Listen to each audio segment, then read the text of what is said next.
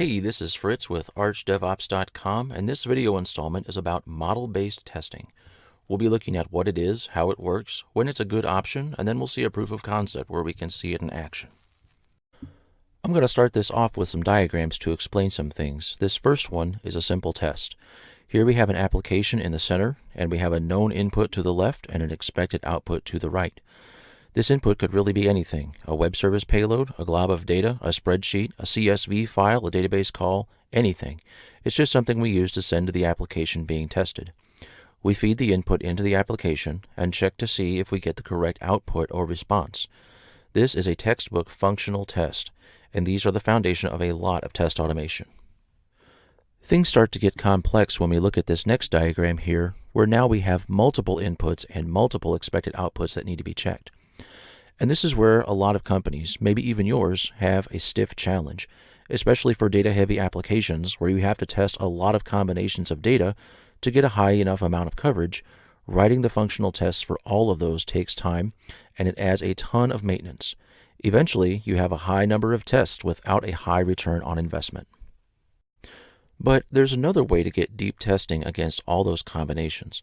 And this is going to sound a little weird, but you don't even need to know what the inputs are, and you don't need to have expected outputs. Here's how it works. What we do is build another application, a model of how we think the actual application is going to work. Then, for each input, we run data through both the application and the model, and then we compare the results from both. This is model-based testing. What we're doing is we're saying we expect that the application is supposed to work like this, and if there's a difference in the outputs, it means either the application is wrong or the model is wrong. And this gives us a difference in the expected outputs, just like with a functional test, but we can get that answer a lot faster. Here's why. First, we have a data generator. We have this because we can't think of every combination of data that we'll need, so we create a program that can do it for us. The generator's job is to rapidly create random yet realistic data that can be fed into both the model and the application. The longer it runs, the better coverage we get. Next, we have the model along with its output. We create this to get it to behave like the application we're testing against. One thing to note about a model is that the code that runs it doesn't have to look anything like the code for the application it's trying to mimic. In fact, the code doesn't have to look pretty or be very performant. It just has to supply an output. That's actually a great thing about designing the model. Many people think that they have to make an application that's just as complex as the real one. But that's not true, and later I'll show you some tricks that make designing a model really simple. Once we get the outputs from the model and the application, we compare the two with this part, the comparator. The comparator's job is to tell when there's a difference. It's not going to say what the difference is or why the difference is there. Instead, it's just going to set aside the data that caused the difference so we can see if there are patterns that emerge that help us locate where the problem is, whether it's a bug in the application or an update we need to make in the model. We'll see more later how that works. With all of these pieces working together, we'll be able to quickly see what trends come out of running a model alongside an application, and where we can get information quicker about whether our application is working properly. Now, let's take a look at some code.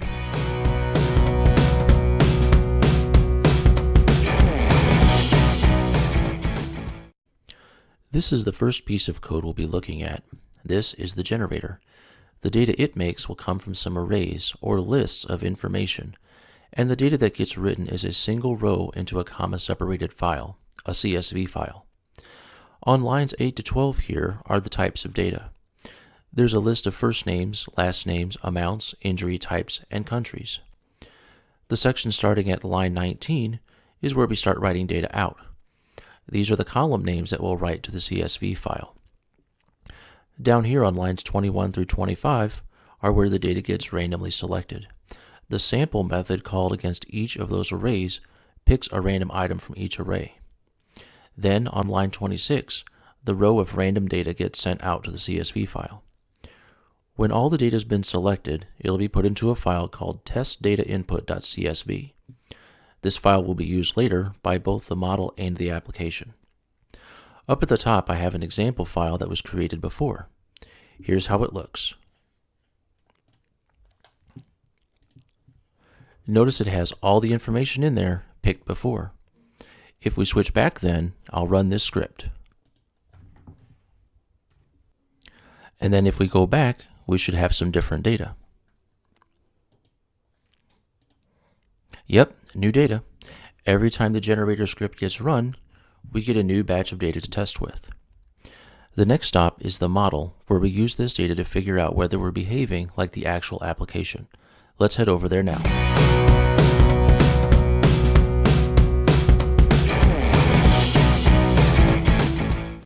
This is the model.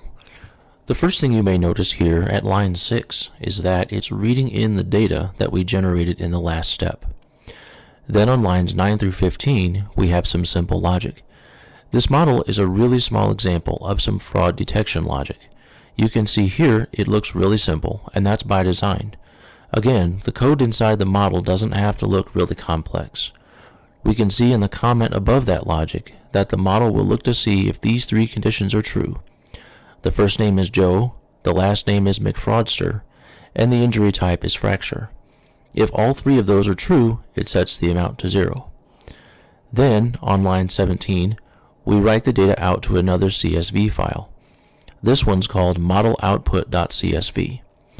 There will be a corresponding one that's output by the actual application later. So this model is set to behave like the application does. We're saying here that we think the application will watch for this Joe McFraudster guy to make a claim for a fracture, and regardless of the amount, because we're not checking that amount, to set it to 0. Now, the next piece of code we'll be looking at is not the application. This type of testing works best when we don't know what code lives in the real application. It's okay though, because that lends itself well to what's called black box testing. In real life, testers often don't know what's in the code, but they do know how the code is supposed to behave. Instead, the next piece of code we'll see is the comparator, where we can find differences between the outputs of the model and the application. Let's take a look now.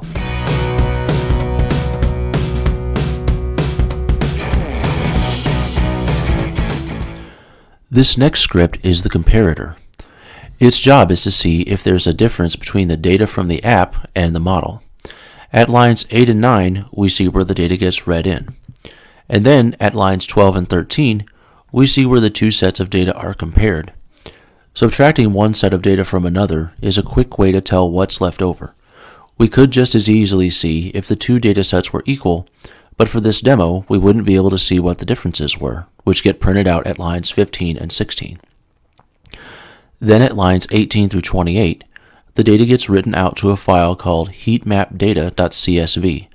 We'll look more at what we do with that data later, but for now, just know that we're storing both what the app said each value was, along with what the model said. This info will be very useful later.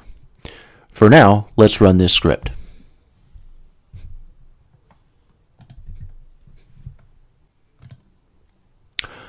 Okay, so it's saying that there's a difference with the amount. The app said the amount should have been 0, while the model disagreed and said it should be 50,000. This is good. Now that we see a difference, we're starting to see where there might be a problem in either the app or the model. But we don't have enough information yet. I mentioned the heat map earlier, and that its job is to hold all the differences. Whenever there's a difference in the output, the comparator doesn't say, hey, this one thing is different, so the problem must be there, right? Not right. There could be a difference related to some other field that didn't change. So we need to collect all the data to tell where the problem might be. So far, we've only run one data set through that has a difference. But where model-based testing shines is when you can run thousands or even millions of random data sets through. The more data you send and the more variety it has, the clearer the picture will be as to where the problem is. And you don't have to do any extra work since the generator is the one that produces all the randomized data. Previously, I put a heat map file together that represents a more realistic amount of data. Hundreds of failed comparisons where the data got dumped in. Now I'm going to switch over and show you something in a web browser which displays that data in a way that we can read and consume. Here's what we have. Mostly green cells, some yellow, and a couple red. Here's what happened. The data got processed to see how often certain items showed up within the differences. Red ones show up a lot more often. In this case, most of the differences had a last name of McFraudster and an injury type of fracture. There might be something to that. Next, quite a few of the differences had to do with the amount. We can see that the yellow ones all have an amount of 0 that came from the application, but the amount that came from the model was 1,000,000, 5,000, or 100,000. That's important too. For the rest of the green cells, we can see that for each, all of them came out the same way, whether it was from the application or the model. Even though everything came out as expected, that's still good information to have. Knowing what didn't change is just as important as knowing what did. So now we have enough information to come up with ideas about where the difference might be between the app and the model. It looks like something in the logic involving the last name of McFraudster, an injury type of fracture, and an amount isn't being handled the same between the two. This is where model-based testing is especially helpful. It makes it clear what kinds of questions need to be asked so that we know what needs to be changed. So now we'll look at the code for the application as compared to the model, and it'll be obvious where the problem is. Let's go see.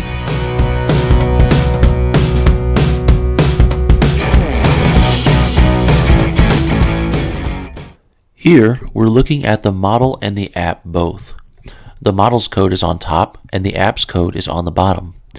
I've scrolled down to the logic for both so that they both fit on the screen. In the model, recall that the logic for deciding when to set the amount to 0 was when Joe McFraudster reported a fracture. But down below in the application, we see that the logic is for anybody with the last name McFraudster. That's why so many of the amounts were set to 0 when we saw the heat map data just now. The application was a little less forgiving about who could make fracture claims than the model was. So that would lead us to the next question. Which one is correct, the model or the application? We've located exactly where the difference is and what it is. Now we have to decide who's correct. This is where the conversation comes in. With model-based testing, we can have a specific discussion as to what's being seen, what conditions make the difference show up, where it is in the code, and find exactly what next steps are. If the model is wrong, then we update the logic there. If the application is wrong, then we update the logic there instead. But we know exactly what needs to be updated and why, and there's much less confusion and information being lost in translation. That is model-based testing, and it's perfect for applications that process a large amount of data.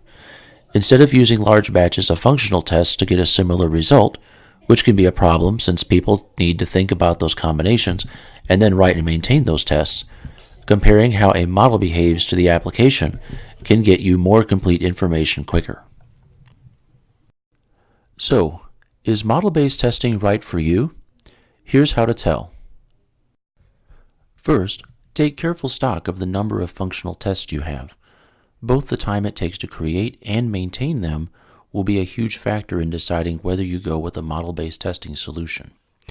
The time it takes to create can be absorbed by updating your generator, and the time it takes to maintain can be absorbed by updating the model or fixing bugs in the application.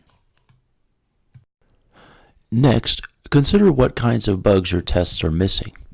If they're edge cases and could have been caught with another combination or permutation of data, that's another indicator that you may be ready for model-based testing. Instead of writing one test case for each edge case, you can generate that data quickly and automatically.